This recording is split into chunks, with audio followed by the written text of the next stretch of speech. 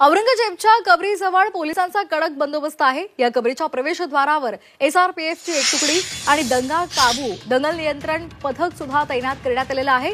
कबरीजवळ जाताना पूर्णतः बॅरिकेडिंग करण्यात आलेलं आहे। एकावेळी एकाच माणसाला यामध्ये प्रवेश दिला जाईल याची दक्षता घेतली जाते। नागपूरच्या घटनेनंतर या सुरक्षेमध्ये वाढ करण्यात आली आहे। दरम्यान तिथला आढावा घेतला आमचे प्रतिनिधी विशाल करोळे यांनी। पाहूयात।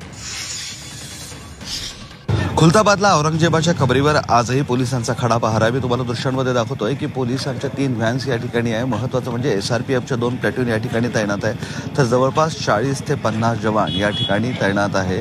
नागपूरला दंगल झाली त्यानंतर काही गोंधळ होऊ नये म्हणून सुरक्षेचा उपाय म्हणून या पद्धतीने अशी सगळी सिक्युरिटी खुलताबादमध्ये लावण्यात आलेली आहे। पोलिसांची 8 ते 10 तासाला इथे शिफ्ट सुद्धा बदलते आहे आणि नव्या दमानं नवे कर्मचारी तैनात करण्यात येत आहे।